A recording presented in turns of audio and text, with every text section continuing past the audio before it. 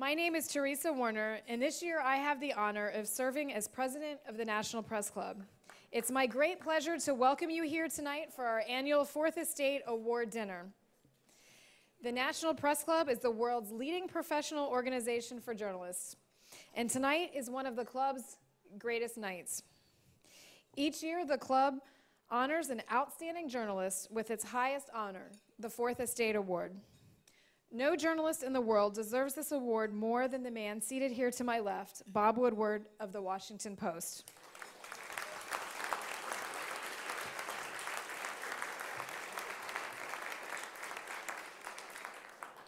Perhaps Bob Schieffer of CBS News, our 2010 Fourth Estate Award winner, described Bob better than anyone. Woodward has established himself as the best reporter of our time, Schieffer once said. He may be the best reporter of all time. So it's a big challenge we have here tonight, honoring and toasting the best of the best. But I think we're well prepared to do just that, thanks to some of the people joining me here at the head table. And I would like to introduce our head table guests, starting from my left and from your right. David Maraniss, a Pulitzer Prize-winning associate editor at the Washington Post. George Solomon, a former sports editor at the Post and director of the Shirley Povich Center for Sports Journalism at the University of Maryland. Donna Leinwan-Leger of USA Today, a past National Press Club president and the vice chair of the committee that put together tonight's dinner. Our guest of honor, Bob Woodward. On the other side of the podium, we have Don Graham, CEO and chairman of the Washington Post Company. Next, we have Katharine Weymouth, the publisher of the Washington Post, and Rick Dunham of Hearst Newspapers and president of the National Press Club Journalism Institute. Thank you all very much for joining us here this evening.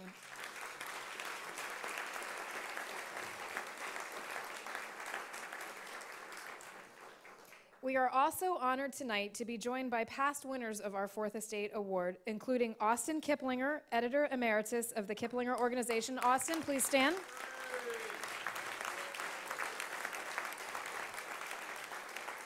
And legendary civil rights reporter Simeon Booker.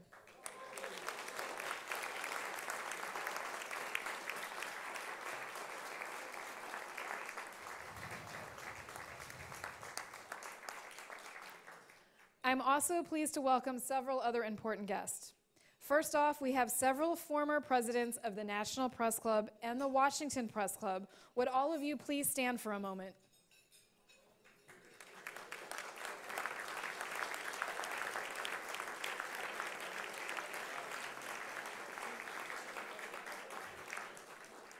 Thank you.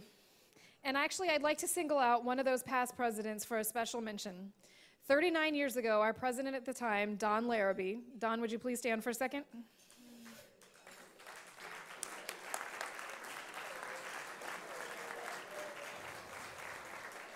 He conceived of and brought us our very first Fourth Estate Award dinner. Thank you, Don. He's been instrumental in putting together countless Fourth Estate Award dinners since then. Thank you so much for giving us our signature event. The current National Press Club leadership is well recognized here tonight as well. Would the members of our Board of Governors and our officers please stand?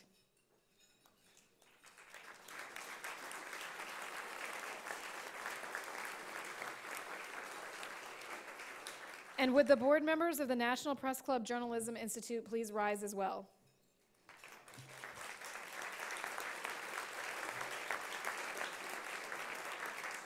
Thank you all for all that you do for the National Press Club. The National Press Club Journalism Institute is the club's 501c3 organization. It does many wonderful things, and I would like to have you become more acquainted with some of the things that we do, and here is a short film that will tell you more about it.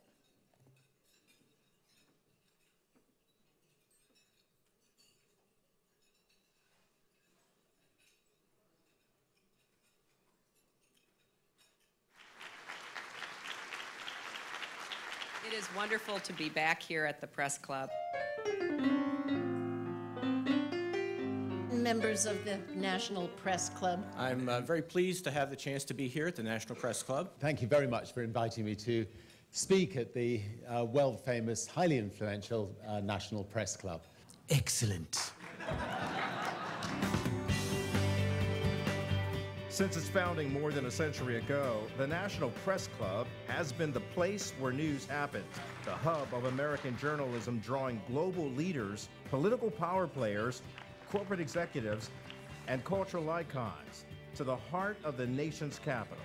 At the core of the club's mission to be the world's leading professional organization for journalists is its charitable and educational nonprofit arm, the National Press Club Journalism Institute, dedicated to promoting a free press, training working and future journalists, and honoring the highest standards of the profession.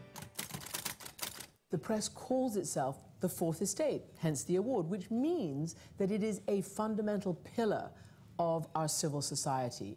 And as such, it carries a unique responsibility to seek the truth at all cost, to do our work without fear nor favor, and to really be the bulwark between the people and power. Christiane Amanpour is the 2008 recipient of the National Press Club's highest honor, the Fourth Estate Award. For more than 3 decades, the award has recognized such legendary names in news as Walter Cronkite, Mary McRory, Tom Brokaw, Bob Schieffer, William Raspberry, and Jim Lehrer for lifetime contributions to American journalism. And it's our job to shine the light in any corners that are dark, whether they're political corners or whether they're corners of deep social injustice. The Abishan Press Freedom Award honors those whose actions embody the struggle to advance press freedom and open government. For 2011, the domestic winner is Lara Logan, the CBS News Chief Foreign Affairs Correspondent. In Egypt earlier this year to cover the uprising against Hosni Mubarak, she was viciously attacked in Tahrir Square on the night of February 11th. I really wanted to say thank you to the National Press Club. You took me in your arms, thank you, and recognized what I've tried to do, and hopefully, you know, I can go far beyond Egypt and leave a greater contribution than that in the work that I do.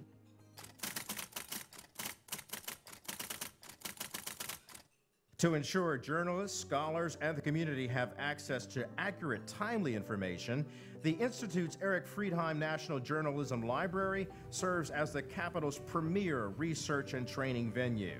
Professional development classes held in the Bloomberg Center for Electronic Journalism help journalists hone their craft in a rapidly changing media world.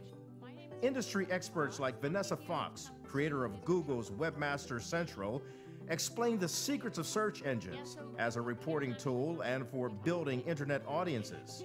The Ethics and Excellence in Journalism Foundation signaled its support with generous funding of the Institute's year-long series, Investigative Reporting in a New Media Environment, featuring Pulitzer Prize-winning panelists.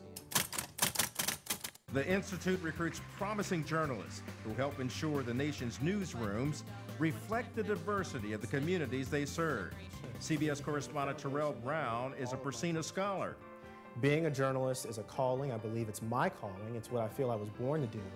And I couldn't have fulfilled this passion and lived this dream without the Persina Scholarship. To support its scholarship and education programs, the Institute sponsors signature fundraisers like the Fourth Estate Dinner, attended by media luminaries from the national stage. Each November, the Institute hosts one of the capital's premier literary events, the annual Book Fair and Authors Night. Featured on C-SPAN's Book TV, the unique forum gathers world-famous authors, politicos, and pundits to the club's historic site. As part of its literacy outreach, the Book Fair partners with public charter seed schools, donating library books to help underserved and at-risk students prepare for college. Yeah, books are very important. It helps me figure out different things about the world and subjects. I'm planning on majoring in computer engineering and maybe philosophy. I haven't made up my mind yet.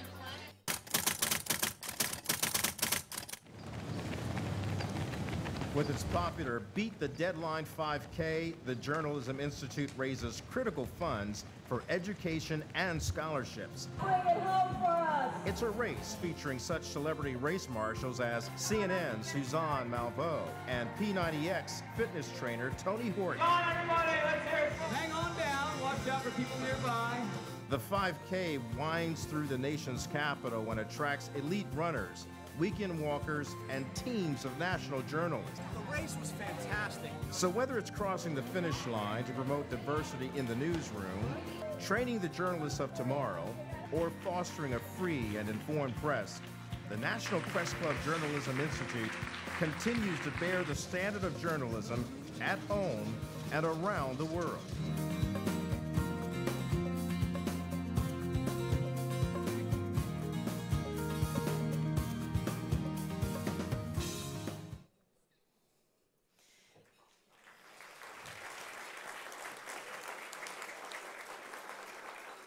The National Press Club Journalism Institute is a worthy cause, and by attending tonight's dinner, you are contributing to it.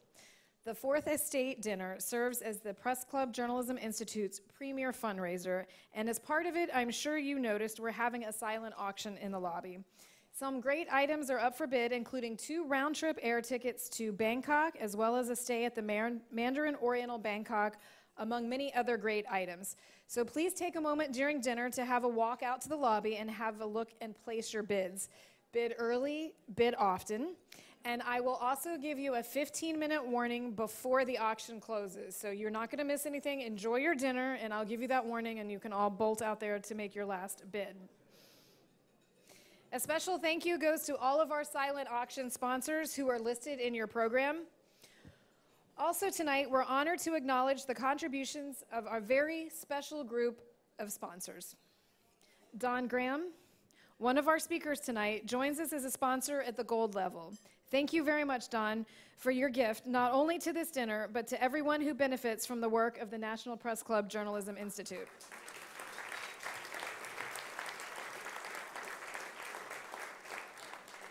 Toyota, one of our longtime and most loyal supporters, is a sponsor of this dinner at the silver level. Many thanks to Ed Lewis of Toyota, who is a member of the Journalism Institute board and someone we can count on in a number of ways to make the club the best it can be. Thank you, Ed.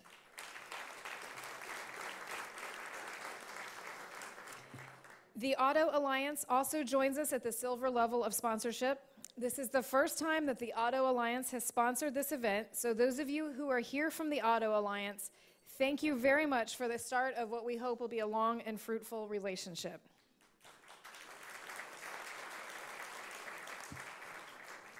Brown Capital Management joins us as a sponsor at the silver level. Brown Capital Management also sponsored this event last year. Thank you. The American Petroleum Institute also joins us as a sponsor at the silver level. It's the first time that API has sponsored this event, and again, we are very grateful.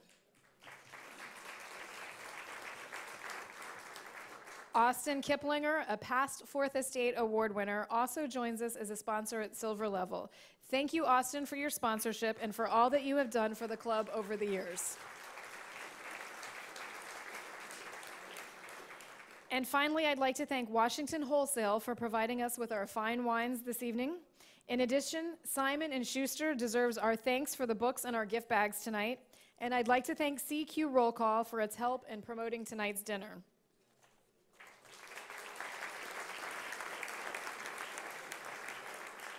Thank you to all of our sponsors. You are doing your part to ensure that a vibrant free press will continue to serve the watchdog role that our founding fathers intended. And your reward for this evening is a delicious dinner brought to you by the National Press Club's executive chef, Susan Delbert. So I hope you will enjoy your evening. I will be back a bit later to get a start on our program and to also give you your 15-minute warning for the auction. See you in a few minutes.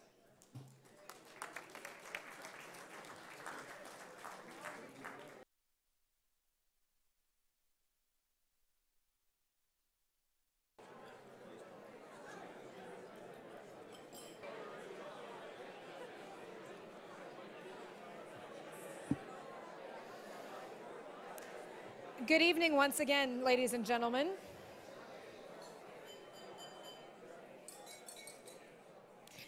I hope you all enjoyed your wonderful dinner. Now, though, it's time for the moment we've been waiting for, our tribute to Bob Woodward. To get our evening started, I'd like to introduce Katharine Weymouth, who is going to give us a little insight on Bob. Katharine?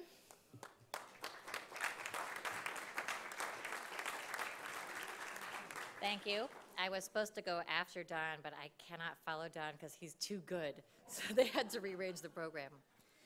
There is one man who strikes fear in the hearts of leaders everywhere. That man is Bob Woodward.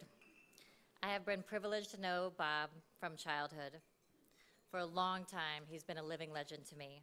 Actually, for a long time, I wasn't sure whether Bob was Robert Redford or Robert Redford was Bob. Today, Bob really is a legend. He's a legend both for what he accomplished during Watergate, but also for being a prolific and penetrating writer of what my grandfather, Philip Graham, called the first draft of history. Time and again, Bob Woodward pulls together the first comprehensive look at history unfolding and how decisions are made. But back when he started, he was just a schmo like the rest of us. Rereading my grandmother's book, I was surprised to learn that Bob turned down Harvard Law School for a career in journalism. Good move. He knew what he wanted to do. He so wanted to work for the Post that one editor put Woodward on staff, unpaid, for 2 weeks to see what he could do. At the end of that tenure, as my grandmother wrote, the editor confidently declared, and I quote, that Woodward was a bright and good guy, but lacked the skills needed for being a newspaper man. In short, was hopeless and would be too much trouble to train. The editor told Woodward to go get some experience elsewhere and come back in a year. For most of us, that might have deterred us. We might have gone back to Harvard Law School. Not Bob. He knew then that he loved journalism and was going to come back, and boy, did he come back. But long after Bob became known not for Watergate, but for the piercing insights of his books, Bob remains a reporter first and foremost. He never fails to come in and report for the paper when a big story breaks and we need all hands on deck. Having helped my grandmother become the publisher that she was, and then helped Don and Bo after that, Bob has been kind enough to take me on as his most recent project. When I first took the helm, Bob invited me over to breakfast at his house. In my 40-odd years, I had never been to breakfast at Bob's house. We had a most elegant breakfast, and then Bob gave me 2 pieces of advice. I weighed his advice carefully and then promptly did the exact opposite. A year later, Bob approached me and told me that he had thought about his advice from the prior year and had decided that he was wrong and I was right to have done what I did. That is the kind of gracious man that Bob Woodward is. And as I reviewed my grandmother's book, I can say I was most relieved to see that he has never said to me what he said to my grandmother just a few years after Watergate. And this, mind you, was in the days people refer to today as the heyday of the Washington Post. He said to Kay, and I quote, "The paper is going down the shithole." So far, he hasn't said that to me or Marcus, and I'm very grateful. What has amazed me most about Bob is his almost unparalleled work ethic. I started my career as a summer intern at the law firm Williams & Connolly, the firm led by the inimitable Brendan Sullivan, the man who famously informed the Congressional Committee investigating Oliver North that he was not a potted plant. As summer interns, our only real exposure to Brendan was a lunch when he talked about the work the firm did and the kind of lawyers they were looking for. One very brave or very stupid intern had the temerity to raise his hand and ask Brendan what he thought about work-life balance. Brendan looked at this kid as if he had just landed from another planet. He paused and then said, "Every morning I wake at 5:30 and I think to myself, now is the time mine enemy is asleep." I think the blood in our little intern veins froze. It turns out, though, that Bob and Brendan have a lot in common. Just the other night, I was privileged to be at a dinner with Bob. He said this, every morning I wake and I think to myself, what are the bastards trying to hide today?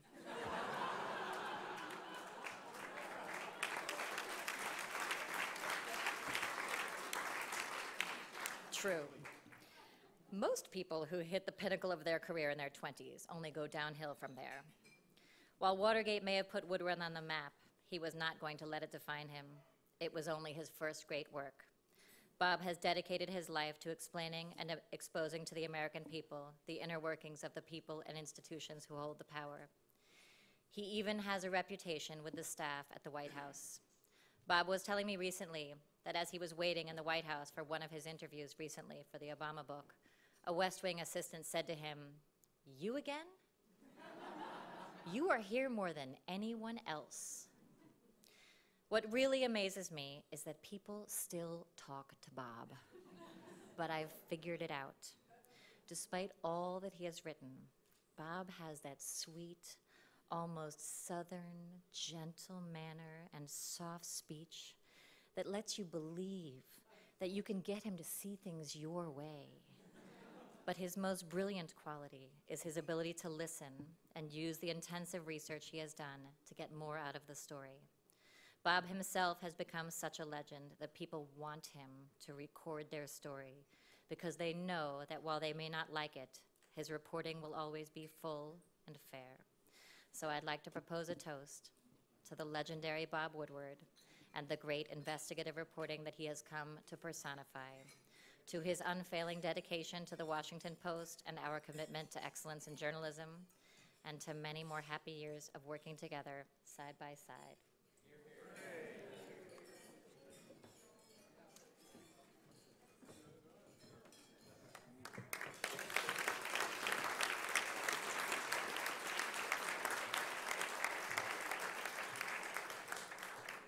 Thank you, Katharine, for that insight onto Bob. George Solomon worked in the Post sports department for years while Bob worked on his investigation. So perhaps George can tell us a little more fun stories about Bob as well. George?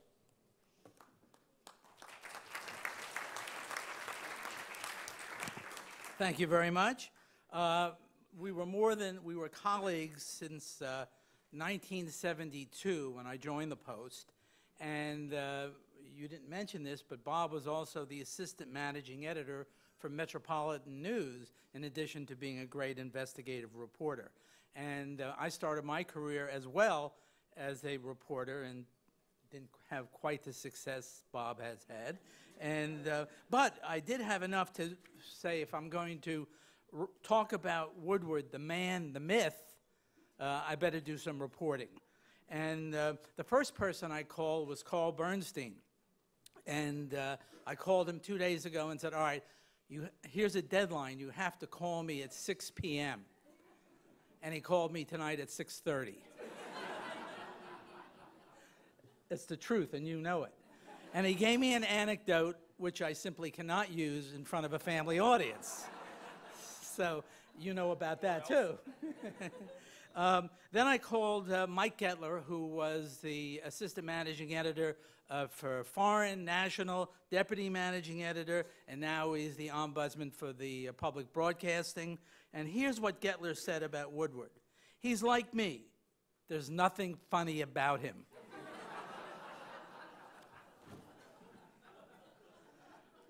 Elsa might agree.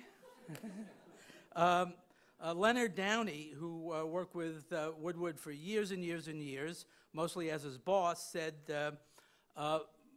Bob has an ingratiating way of getting what he wants. And I said, well, what do you mean? Well, he would come into Len's office and start the conversation this way. Len, you're a great editor. And then he got what he wanted.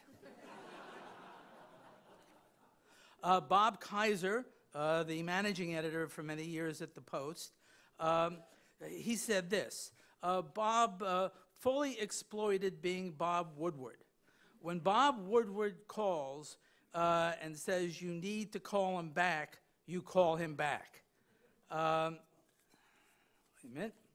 Peter Osnos, who's now the president of Public Affairs Publishing, he gave me this enlightened quote.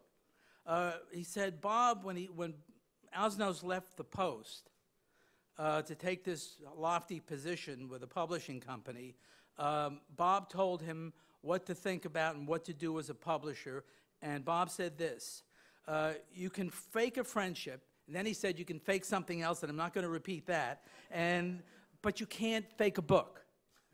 And to this day, I don't know what he meant on that. Bob does have endearing qualities. One time when we were in San Juan at a senior editor's retreat, Ben Bradley would call pugwash, which is the reason, Marcus, you don't have any money now, because we spent it all then. I played golf with Bob, and to say he was prepared is an understatement. On the third hole, he hit his drive through the window of a neighboring house. And to show how prepared he was, Woodward took out his checkbook and wrote the person a $250 check for the broken window. Another person told me, and this is an interesting way of looking at Bob, that he would play golf at Rock Creek Park before the sun came up and before the starter or cashier ever showed up. So he played 5 years without paying, I'm told, which is the reason for the city's desperate plight. But then there was, when Woodward hit it big, and he did, in the late 70s, early 80s, I don't know how this happened, he bought a sailboat. Modest, it was as big as the QE2. And this sailboat was huge. And Woodward felt that the assistant managing editors were not getting along with each other. We did, we hated each other. He was right about that. And, but he said, well, we ought to go out and bond. And he convinced the editor, Ben Bradley, and Howard Simons this was a really, really good idea. So we show up at I guess it was in the Chesapeake or whatever, place Woodward docked this huge sailboat. And we showed up, and we go out, and, we're going to have a great time. And all of a sudden, there's no wind. There's a lot of hot air. That's my best line, so if you would, okay, you're not going to get better than that. But there's no wind. And we're stuck out in the Chesapeake, and I'm in a bad position because for the quarter, I'm $150,000 over budget, and I just got beat by the Washington Star on a story, and Ben Bradley and Howard Simons are getting bored, and they're starting to look at me. So talk about being in a bad position. There you go. One time, Bob said, we have to have lunch.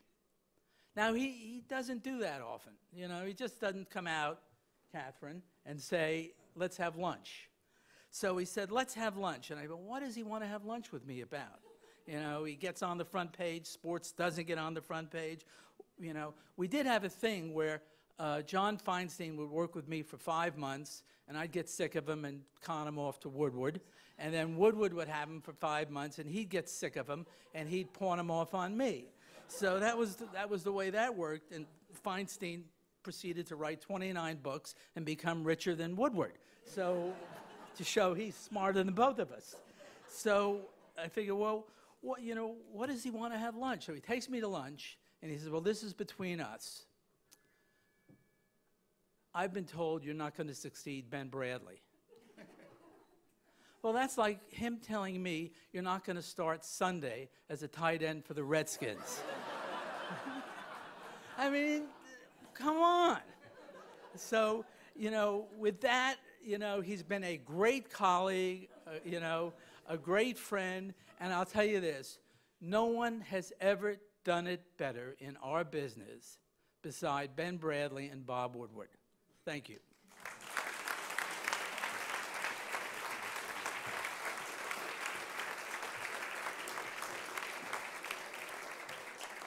Thank you, George. Now we turn to a writer who's known for his lucid, detailed profiles of leaders from politics to sports. We look forward to his insights now on a great leader in journalism. David?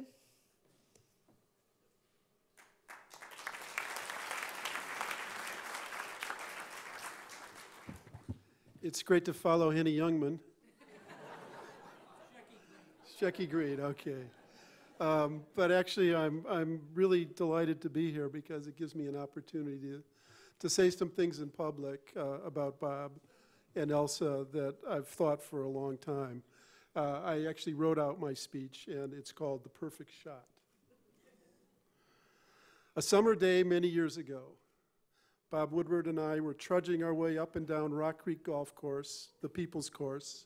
And in fact, George, he didn't play for free. They'd never cashed a $100 bill until Bob got there. Did you see it?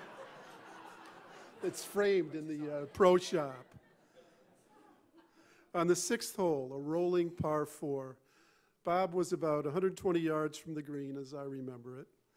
I don't recall what club he pulled from his bag. It might have been an 8-iron. If I were as meticulous as Bob about recording every material fact of life, I might have the precise date and time and distance stored away in a filing cabinet in my home office, along with a scorecard. But I'm not, and I don't.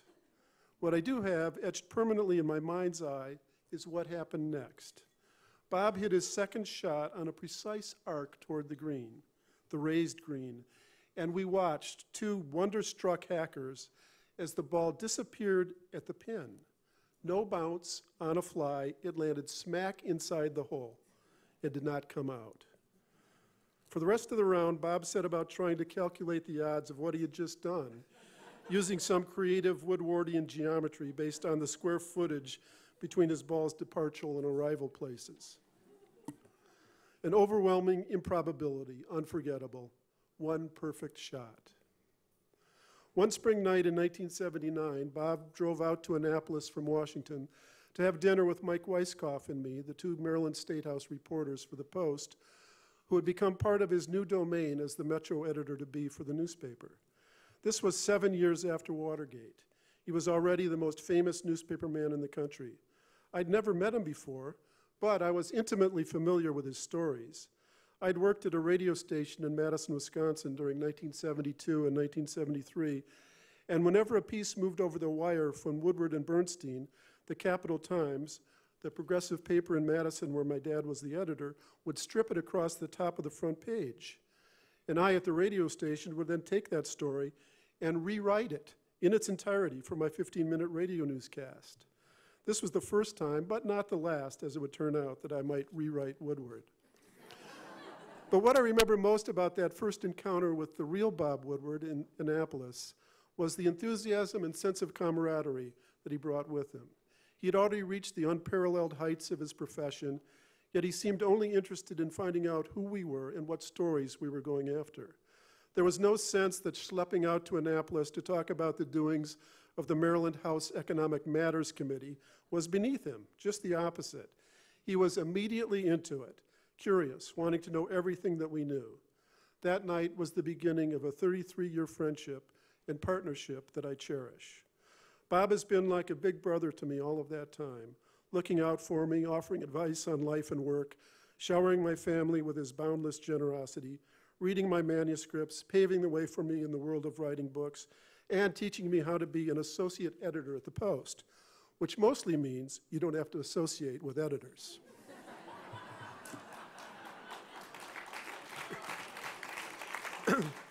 Some people who accomplish great things also happen to be jerks. Sometimes the very characteristics that push them to achieve are the ones that make them unpleasant. The honor Bob is receiving tonight, in a sense, has nothing to do with his personal qualities. It's about his history-making brilliance as a journalist, plain and simple. Like the Hall of Fame in Cooperstown, being a good person can't get you in. Hitting or pitching a baseball better than anyone else is what counts. But I would not be here if I didn't admire Bob as a human being as much as I do. Some of that is evident in his body of work. How many people could go through a once-in-a-lifetime experience at the early age of 29, become an icon, part of modern American mythology, world famous, and not be at once inflated and diminished by the experience? Bob, in partnership with Carl Bernstein, carried out a sustained act of investigative journalism that may never be matched. Yet what I've always found most astounding about him is, as Katharine said, not what he did, but what he continued to do day after day, month after month, year after year, now for 40 more years after he burst into the national consciousness with Watergate. No big-headedness, no basking in faded glory, no posturing and peacocking, not even lollygagging. He just kept going, kept working, and kept his cool head through it all. I like to think that that's the Midwesterner in him, since he's from Wheaton, Illinois, and I'm from Madison, Wisconsin. A regional bias, but it might be partly so. He is, in any case, in the Maraniss Hall of Fame for an act of kindness that my family will never forget. On the very day one of his books came out, and he was in the middle of interviews, he knew that I was stuck out of town and my wife was recovering from a serious operation, and he slipped over to our house and brought her a dinner of lamb chops. Lamb chops. For some reason, that's what touched me the most. Any journalist who was in Bob's orbit during those past 40 years could not help but learn invaluable lessons from him. I was lucky enough to be in that orbit. Whenever I'm worried about whether I have the real story, I hear Bob's voice in my subconscious. His earnest, reverberating baritone is easily mimicked, but I'm not an impersonator, so I'll leave that to others. But he'd say, "You've got to find the documents. Go back again for another interview. The first interview is almost worthless. The second is a little better. The third and fourth can be gold. The more you know, the more people will tell you." That's the Woodward mantra, and it should be engraved on the wall of every newsroom. Get the documents. The evidence is out there. The truth can be found, not on the surface, but deeper. It can be found if you keep going after it. Bob and I are different, very different in many ways. We look at the world differently, people differently, stories differently, but what we share is far more important. And that has to do with the value of deep reporting and what it takes to do it right. In one sense, our profession has changed forever. Blogs, Twitter, Tumblr, Facebook, Instagram, so much of it has to do with speed and attitude. There's no use lamenting these changes. They're inevitable, unstoppable. But it's more important than ever to stand up for the values that Bob Woodward, more than any reporter of the post-war generation, symbolized and practices at the highest level. Anyone can blab, anyone can blog, anyone can have an opinion, but for any of that to have any meaning, someone has to go out there and try to find out what really happened. Not the press conference, not the press release, not the talking points, not the deadening rhetoric of the modern political culture, not the conventional wisdom, not the Googled material, not the ideological agenda, but the real story. Get the documents, talk to people, go back again and again and again in search of truth. I've spent most of my career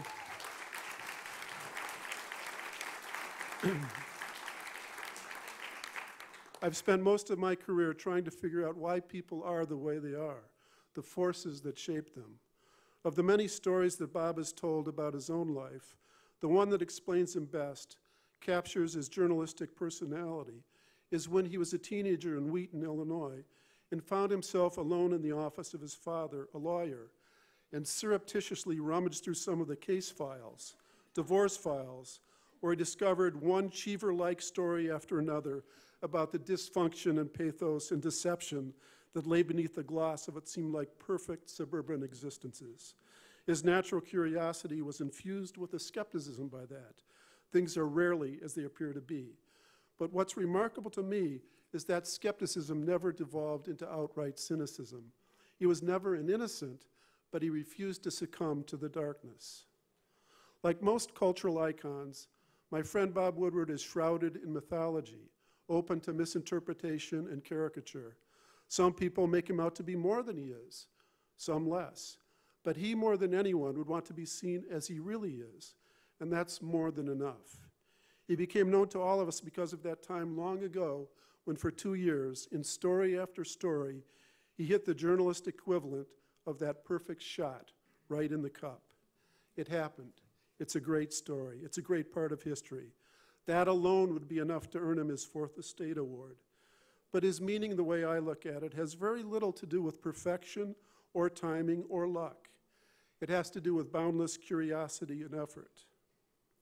The late David Halberstam, in his final book about the Korean War, tells the story of being down in North Carolina doing research, and he's bone tired, and the weather's terrible, and he wants to catch an early flight home, but he decides to go out for one final interview and drives through a storm to find an old Korean vet. And that interview makes all the difference, unfolds a story he wouldn't have found had he not kept going. That, to me, is the essence of Bob Woodward, his trademark. He gets up every day and just keeps going after another document, another interview, another story. He's still that teenager going through those filing cabinets in his dad's law office, curious, aware, looking for something more, not the gloss. Perhaps this award is 40 years overdue, but it means more now, representing the totality of that effort of Bob Woodward. Even if he is, like me, a pretty lousy golfer, despite that one unforgettable shot, he's the best reporter in the world.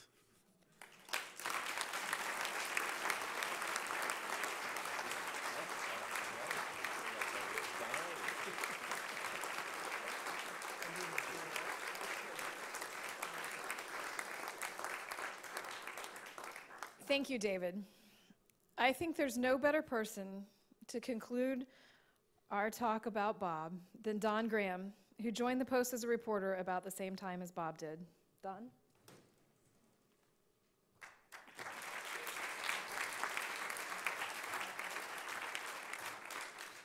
Thank you so much, Teresa, and thank you to the Press Club for hosting all of us.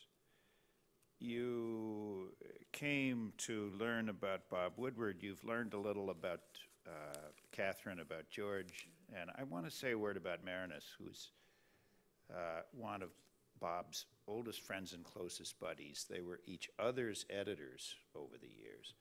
They were 1-2 on an investigative staff that would not quit. And as you have just seen, David in his own way is as special as Bob is. And as David said, they are different. But if you have not read and enjoyed David's amazing book on the president, Barack Obama, the story, it is another in an amazing career of David Maraniss books, but I could not recommend it to you more highly. I want to mold my remarks about Bob around what David has said. First of all, there are a room full of present and former Washington Post people here. I can't introduce them all.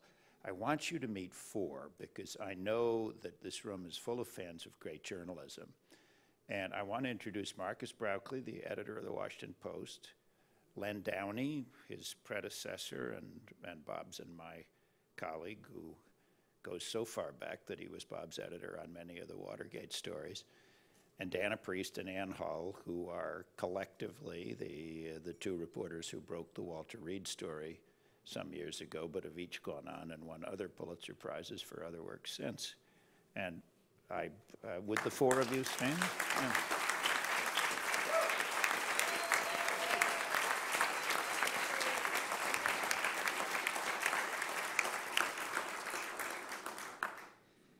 So Woodward has been at the Post 41 years, and by God, I've been there before he was. I came to the Post in 1971 as a reporter, and it's a source of considerable irritation to me that even though I've run off all the other reporters who came in 1971, I'm still not the best reporter who came to the Post in 1971, and I never will be. But if you want to know why the Washington Post is such a lucky place, listen to the words that Katharine and George and David spoke about Bob, and look in your program. There's a list of previous winners of the Fourth Estate Award, and those who spent a career with us, some spent a shorter time, but Herb Block, Shirley Povich, whose legacy George perpetuates, David Broder, Mary McGrory, Bill Raspberry, among others. Now, there's so many folks here who've been connected with the Post for a long time. We would all tell you that those were great journalists, honored for greatness, but they were also great people. What a lucky place where, as David says, the people we all wanted to emulate, the people we all loved and admired, were also the people who were kind to colleagues, as David described. And it wasn't just him and Weisskopf, both of whom went on to be pretty big names in the business. It was the summer interns, it was the beginning reporters who worshiped Woodward, who had come into the business because of him and Carl, and who learned from him. Just think about this about yourself. Suppose, as David said, when you're in your very early 30s, you've not only broken the Watergate story, you've not only done work that's led to the only resignation of a president in American history, you've not only won a Pulitzer Prize, you've not only written the #1 best-selling book in the United States, sold it to the movies, been played by Redford. What would you do with the rest of your life? Honestly, 99% of people would kick back. They would say, I'm going to enjoy myself more, whatever enjoyment constitutes. Bob went to work harder. He never, ever, ever let up. It was his work habits. And if you don't know what I'm talking about, go back and reread all the President's Men. It was his work habits that broke the Watergate story. It was reporting at night. It was knocking on the doors of people who could not talk to him in the office, but opened the door and told him and Carl the story.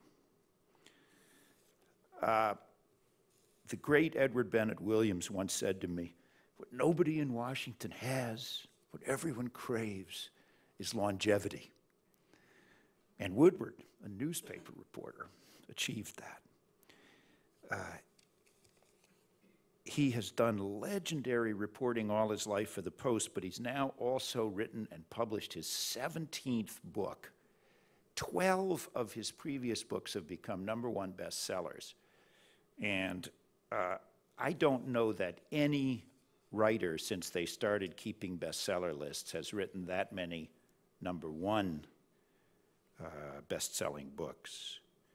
But the measure of a reporter's life is not how many prizes has he won, or how much money has he made, or how famous is he. The measure of a reporter's life is how much have we learned from him? What has he told us that we didn't know before? This room is full of great reporters. It's the National Press Club. I see out here Simeon Booker, another former winner of this award, who also passed through the Washington Post on the way to what Teresa called a legendary career, and that is so. But the answer with great reporters is, and the answer with Woodward is, we have learned enormously. Yes, at the time of Watergate, but over and over and over again since. The stunning details in the final days, the closest ever examination of the Supreme Court and the Brethren, the first look from inside at the Fed in his book about Greenspan, his book about war and why we go to war called The Commanders. But I would single out the 4 books that Bob wrote about Presidents Bush and Obama and the wars that we fought and continue to fight in Iraq and Afghanistan. Within a year of the time the first American soldiers deployed to Afghanistan, Bob had published a book with the National Security Council minutes, with the discussions that had taken place in that council. What did the Secretary of Defense want to do? What did the head of the CIA want to do? What did the president want to do? It is all there. It read one way in 2002, and it reads a very different way in 2012. And Bob didn't stop.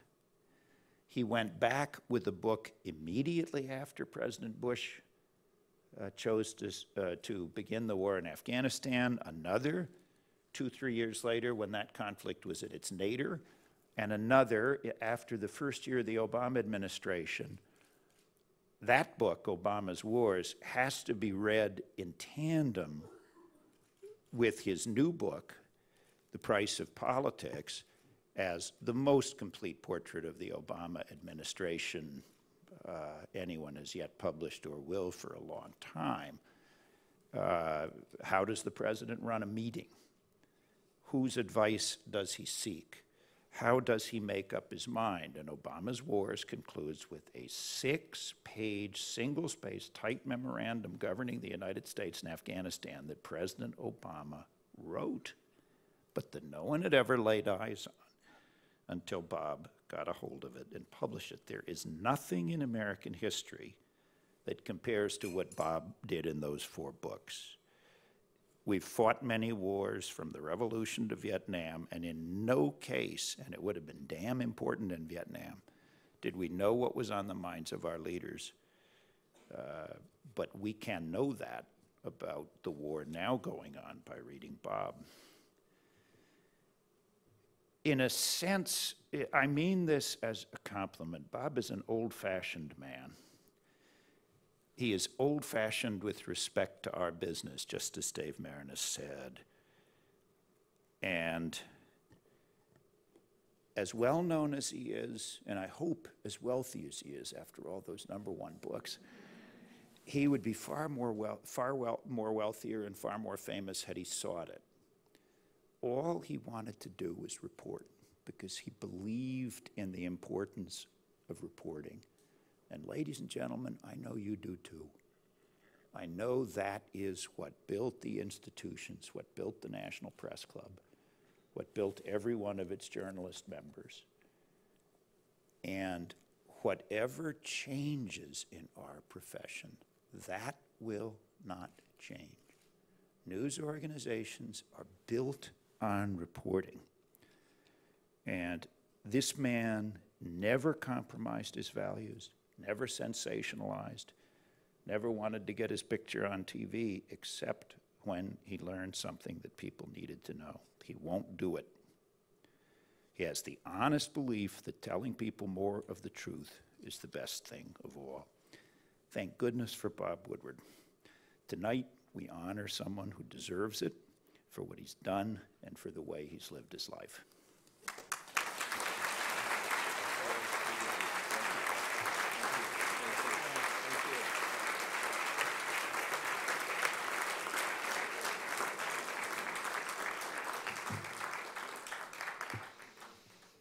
Thank you, Don.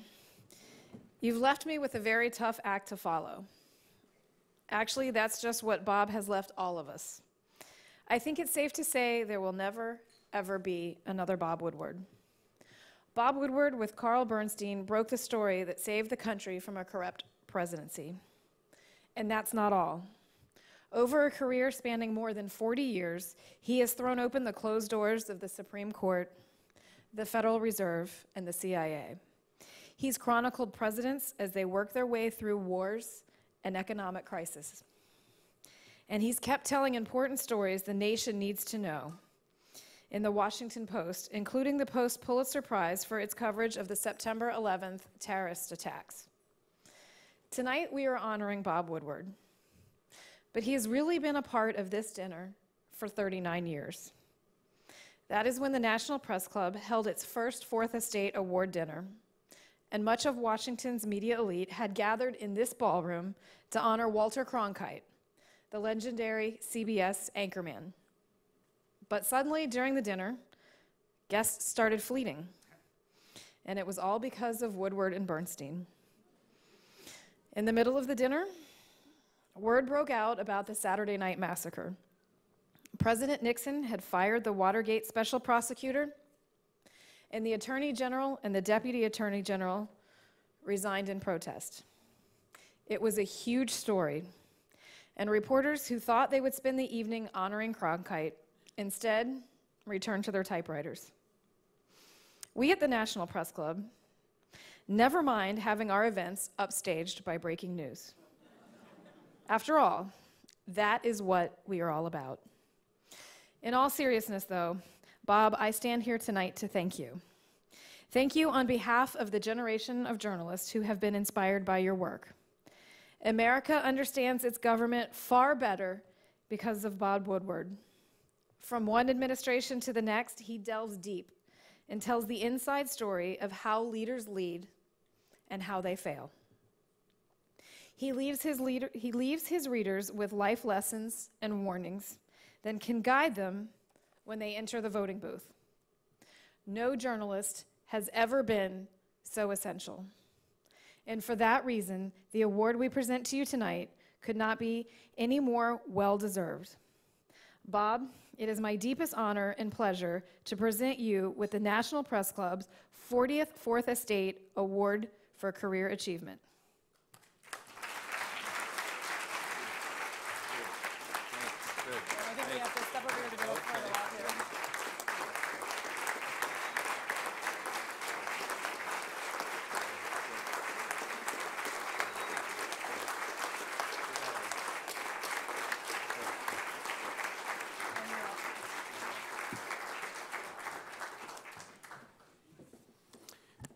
Thank you very much. I would like to introduce another former Washington Post reporter, my wife, Elsa Walsh. Will you please stand up?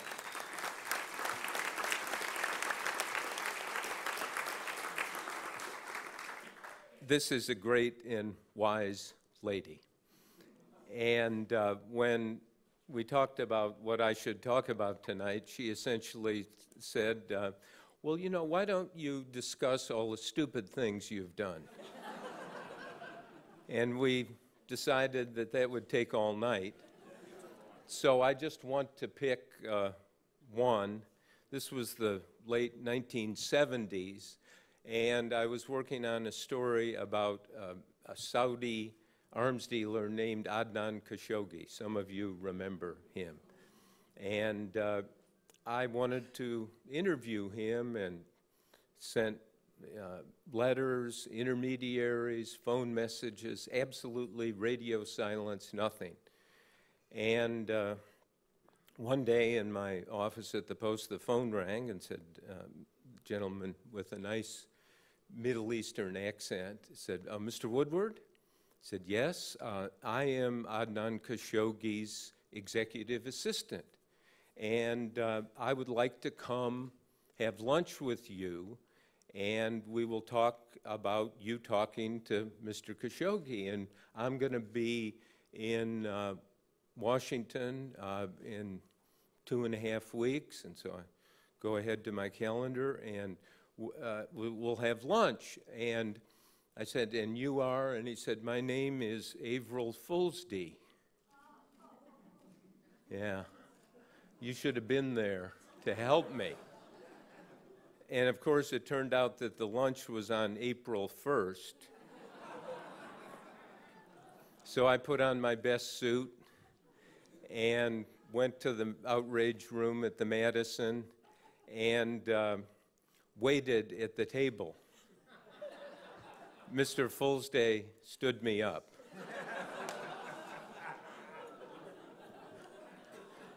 Don't laugh so hard, Graham. What's the bill? Please. So I ate alone. Elsa and I have a daughter, and this was about 7 or 8 years ago I think she was about 6 or 7. She said, hey, I understand you had a source named Deep Throat. I said, yes, and that is a movie. I said, yes. And it's about oral sex. I said, yes. And she said, what's oral sex? And I knew I could answer her honestly, because I said, I don't remember.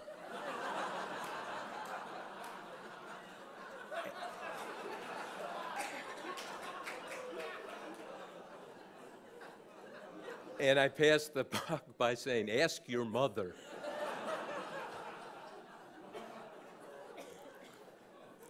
It was about 7 years ago, Elsa and I were in Colorado at one of these conferences and wound up at a dinner where I was seated next to Al Gore, the former vice president.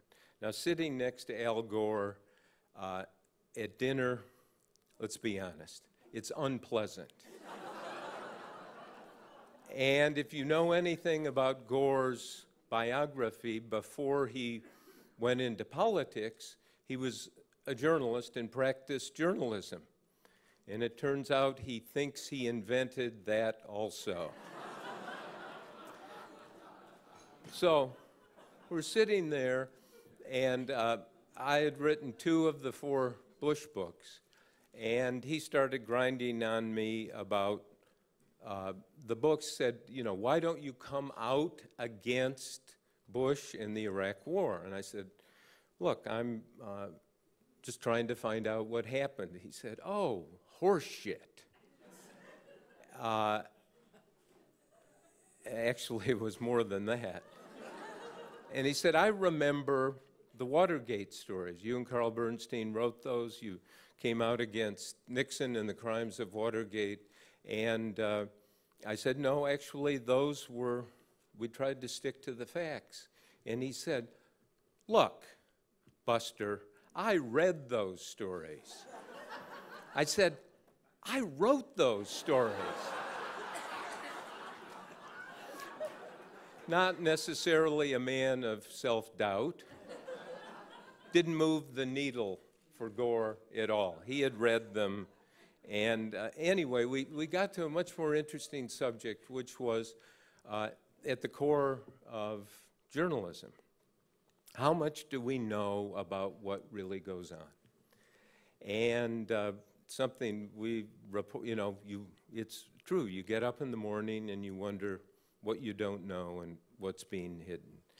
And so I just asked, said, you were there for 8 years in the Clinton presidency, in the West Wing, and now it's 5 years after. There have been endless coverage, the Whitewater scandal, the Lewinsky scandal, all kinds of books. I'd written some of them. Maraniss had, you know, all kinds of people had written about it. So what percentage of what is significant or interesting do we now know? And he said, 1%. Well, of course, I died, and I have to confess to having an unclean thought. Because when he said 1%, I immediately thought, is it possible there are that many women we don't know about?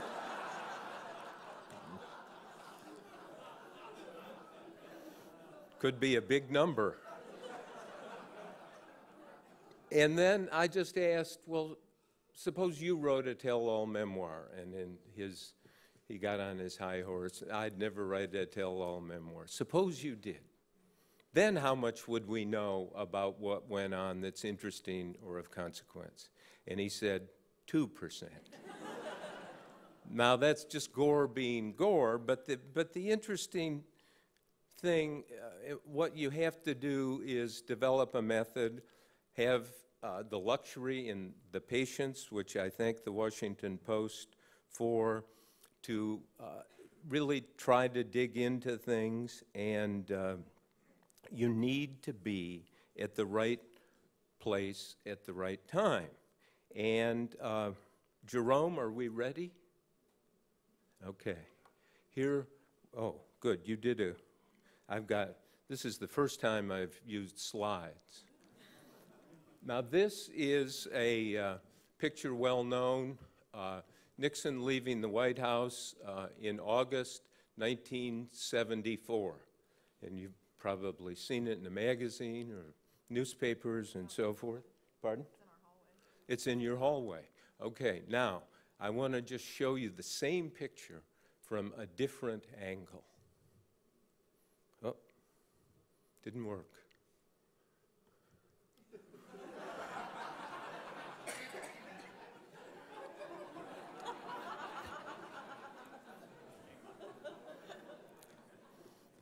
It makes a difference to be on the helicopter and when you're working on that story.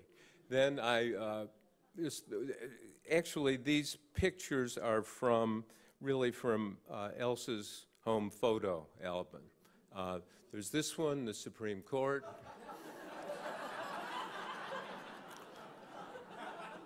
There's this one, I did a book on John Belushi. You know, this was a clumsy attempt by me to be hip. Clearly didn't work. You have to look a little closely here at a Clinton cabinet meeting. I'm sitting in the back.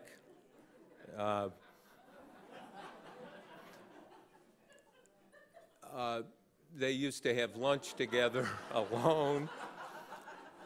Then we go to Bush. Wanted to get to know him. Now, the real challenge was the Obama administration. Message control, very difficult to get through, and so forth. And so here's the president looking. He'd heard something, and this is what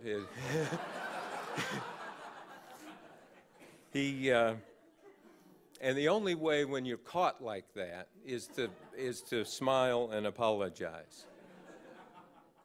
And then here's Biden on the phone. Here is sometimes you have to do things that you normally don't do, like walk the dog. Now, this is a picture you've seen many, many times, right? The whole national security team and the president watching the Osama bin Laden raid. Now, what they did is they airbrushed this picture. And that's not the real one. Here's the real one.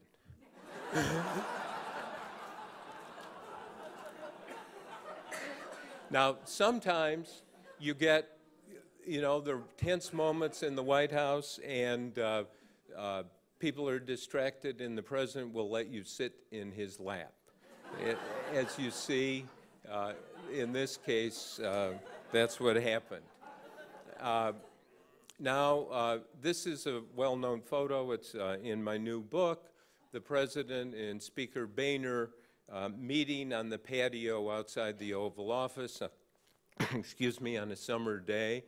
And they have both talked, when I interviewed them for this book, they talked about this meeting, and they were drinking and consuming different things.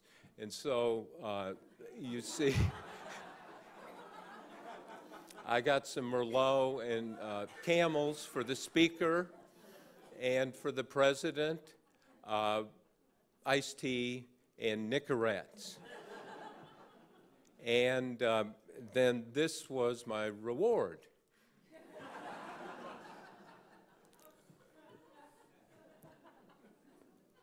Okay, now, I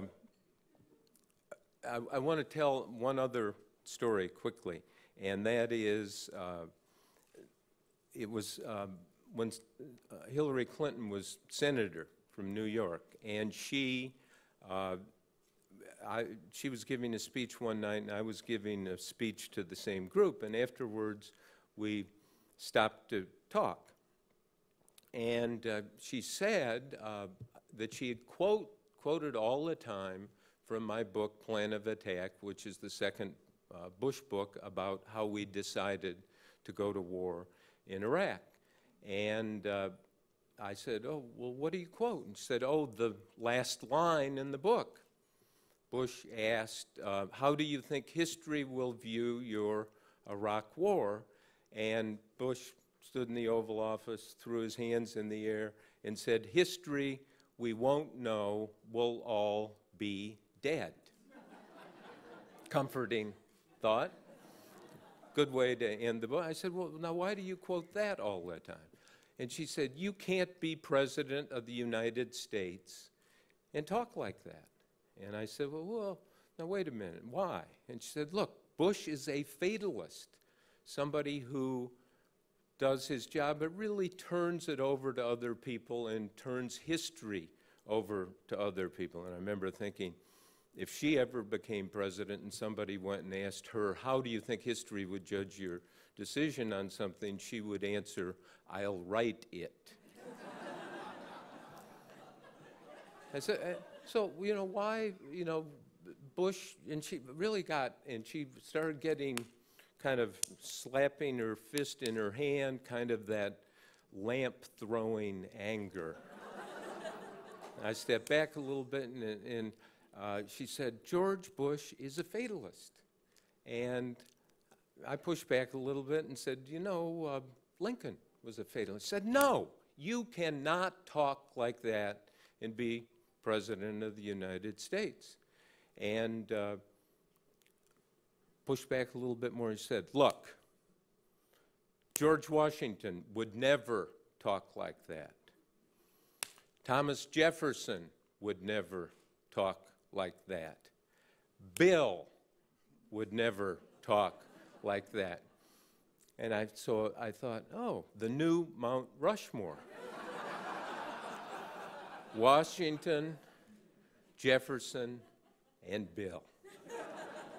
And I was going to say something. And then I imagined ahead to the history we don't know and the future we don't know.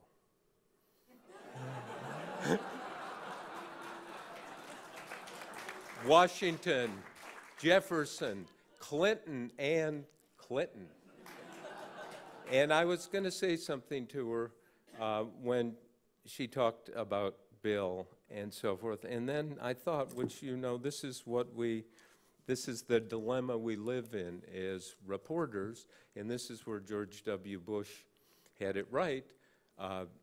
We don't know. We'll all be dead. You saw it here first. Thank you very much.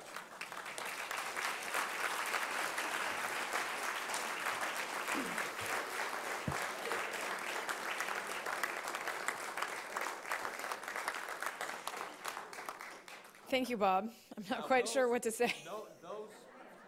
Wait a minute. Come back. My lawyer said, make sure that those pictures do not get on the internet. And so will everyone agree that it's off the record? I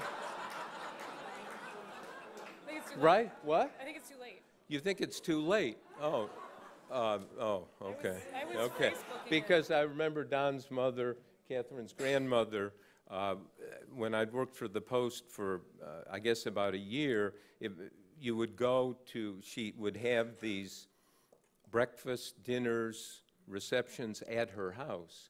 And the rule for a reporter was it's totally and absolutely off the record. And I believed that for about 6 months. And then one morning, Katharine Graham herself called me up and said, you know, the Secretary of Defense was here for dinner last night, and he had the most interesting things to say. Oh, wait a minute, and let me go get my notes that I wrote down. And as you know, she was a great note taker, and so she read out what the Secretary of Defense had, and clearly it was off the record, but that didn't mean that you couldn't ask others and check it out. So we got a bunch of good stories, and I used to joke with her that we had the Graham modification of off the record, which was you absolutely and totally can't use it unless it's really good.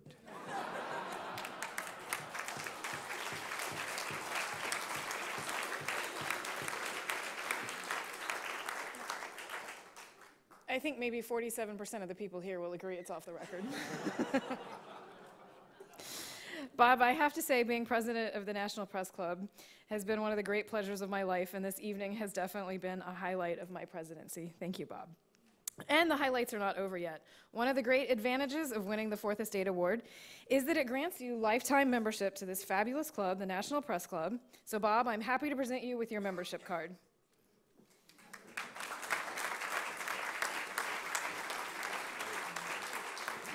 So welcome to the National Press Club, and congratulations again. I'm sure you will all be happy to hear that we will end this evening with cordials in the Holloman Lounge, but before that, I need to say a few final words.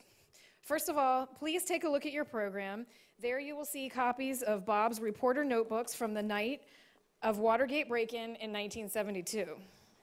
So if you knew they would show up 40 years later, would you have been a little neater?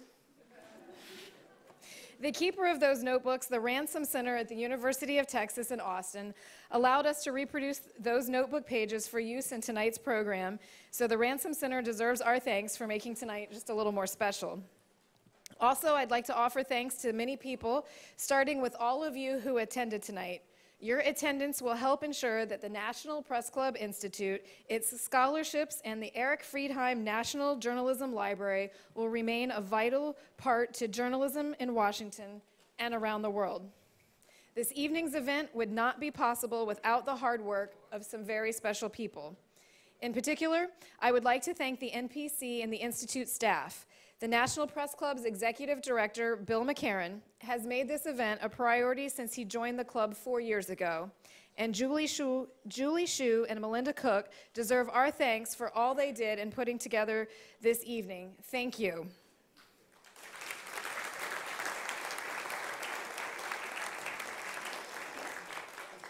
Tonight's lovely centerpieces will be donated to the Fisher House at Walter Reed and Bethesda Hospital.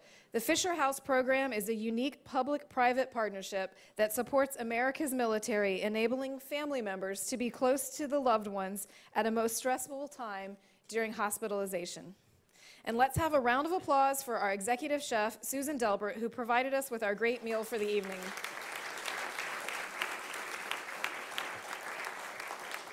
I would also like to thank Jerry Zermensky and Donna Leinwan Leger for the Fourth Estate Dinner Committee for all of its hard work planning this event, and the Fourth Estate Award Committee for your suggestion of Bob as our award winner this year. And finally, I would like to thank all of our members who attended tonight's dinner. You are the club. You are what make this a special place, and I'm so happy to see so many members here tonight. It's been a great evening, and I hope that you will all join us next door in the Holloman Lounge for a nightcap. Thank you all, and good night.